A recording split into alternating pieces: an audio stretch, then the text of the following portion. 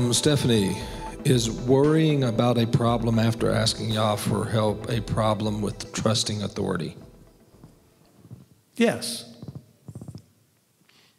Next question.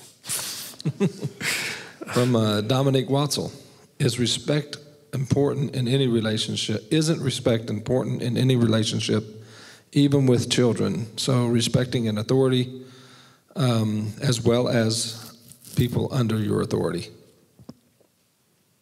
I think I was covered by the other thing that I was saying is, look, we need to not only obviously respect authority, but we are to treat each other always with respect. We treat everybody with respect. There's just a different additional level of respect if someone has authority. Okay? I was always taught that if it were to happen, like say you get pulled over by the police for whatever reason, to always start off with, I didn't mean any disrespect.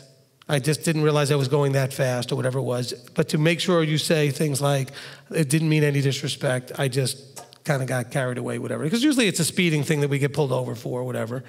But, I know a lot of people in the police departments in different places. And, they've always told me to tell people, look, it's always a good idea to communicate that you were not meaning to be disrespectful. Because there are police that walk around where they think it's personal. It shouldn't be. They have a job to do, and it's about, the law itself, not them personally. Okay? But showing authority, that you do respect that authority, is important. All right? And even if you're going to tell your boss, for example, that I'm not going to be able to comply with what you said, but you can do that in a way that is not disrespectful. Okay, you're not mocking them, you're not arguing with them and yelling at them or anything else. You're just saying, look, I know you really want me to do this. I understand it's important to you. I know the company has all this work that just came in. I can't do it. Now, if that means you have to make certain decisions, I understand and respect that. Okay? I respect that it's your position and authority to decide that you may choose to fire me, whatever. I mean, you respect it. They have that right.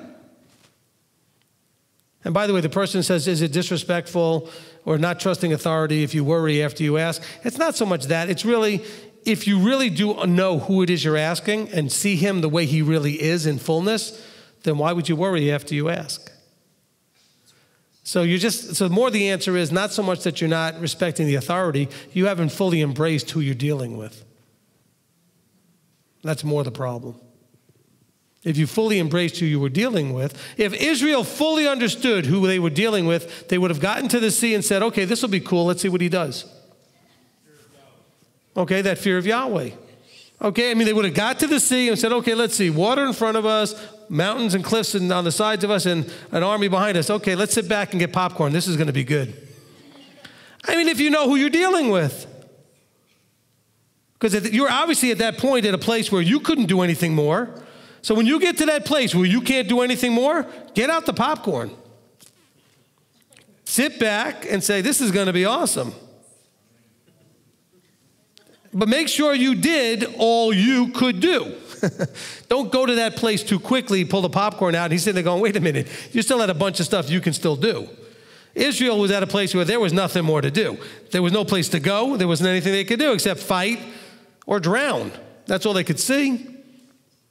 So when you get to that place and you've done all, good. Sit back and enjoy. But go to him and say, Abba, it's yours. No more worry, no more fear. Just hand it over.